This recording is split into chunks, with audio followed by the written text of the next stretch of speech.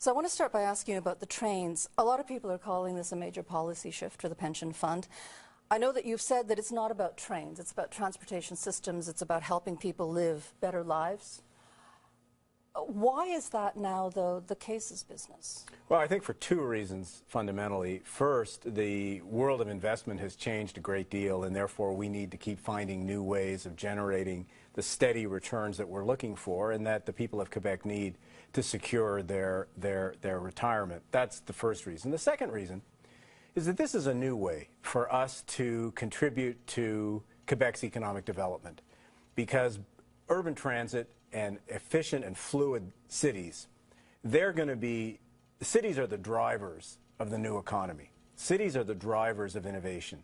And making cities work better is a way of contributing to the economic growth, the innovativeness of the Quebec economy, and as you say, making people's lives easier and better. So it's a new way for us to respond to our double mandate, which is to generate commercial returns, which we focus on every hour of every day, and second, at the same time, to deliver greater economic development opportunities for everyone in Quebec.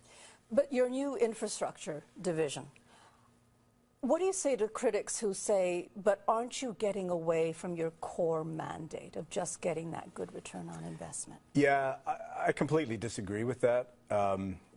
Because the world has changed, we need to continue to adapt. We need to continue to find new ways of doing things. You can't stay still in the world today because the world isn't staying still. So we need to innovate. We need to have new ideas and to find new and better ways of generating the returns that we need. This project that we're doing here is one step in that direction. There are many other things that we're doing that are new at La Caisse, because that's what the world requires today, for us to be able to generate what's required to pay the pensioners, the pensions of the people of Quebec.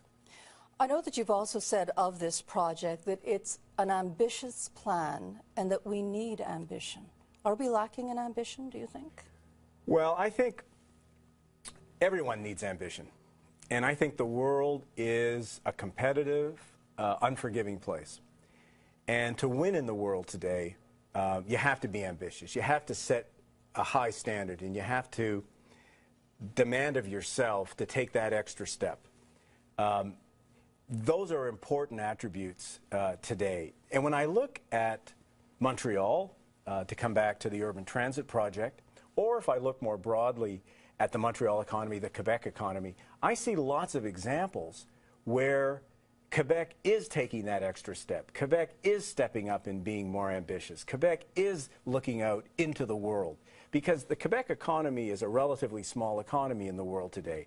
For us to find sources of growth, we need to build companies and work with companies who are going to establish themselves in global markets and who are going to win in global markets. So our philosophy is look outward, compete with the best, because you can. You can compete and you can win. Look at what CGI has done.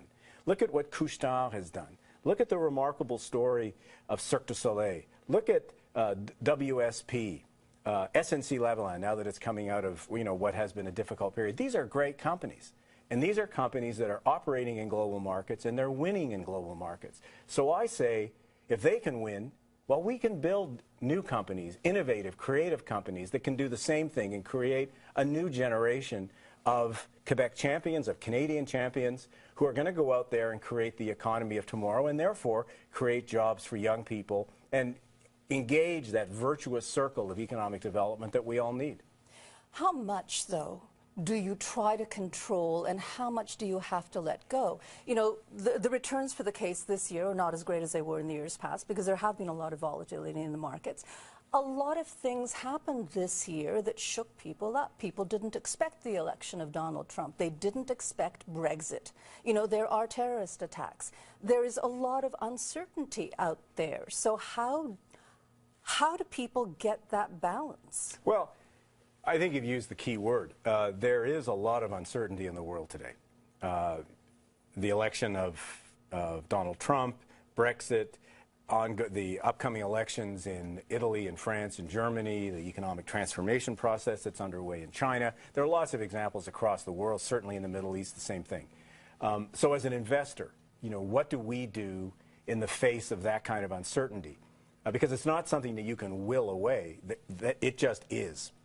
So uncertainty, you know, is usually accompanied by lots of volatility. And the best way for us, we believe, to respond to a volatile world and not to get caught in this roller coaster of the everyday markets is to put in place an investment plan that is resilient. That as the markets are doing this, you know, we're very comfortable doing this. We're comfortable hitting singles and doubles and not trying to hit a home run in the bottom of the ninth to save the day. So our job is to find those opportunities that are going to give us the singles, give us the doubles, and allow us to be resilient in the face of what is going to be a volatile world. That's our plan. So far, I think it's worked well.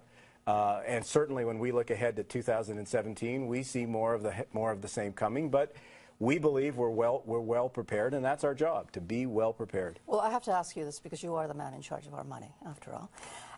People are always worried, though, about, you know, the aging population and will the pensions hold out. Do you worry about stuff like that? Should we be worried about stuff like that? Well, aging population, relatively low level of productivity across the world, not just certainly in Quebec or in Canada. These are important issues because it's productivity and the growth of the labor force that determines what our economic growth potential can be. So yes, we think about that all the time because we're constantly looking for opportunities to find growth. So those structural elements in the global economy today are very important in terms of how we think about investment. And it's true that over the next number of years, for a whole host of reasons, it's probably true that returns for all investors, regardless of their investment style, are going to be lower than they've been for the last, say, 5 or 6 years. That's a fact of life. So our job in the face of that is to do the best we can, and again, always with this emphasis on be resilient, be steady, hit the singles. That's our job.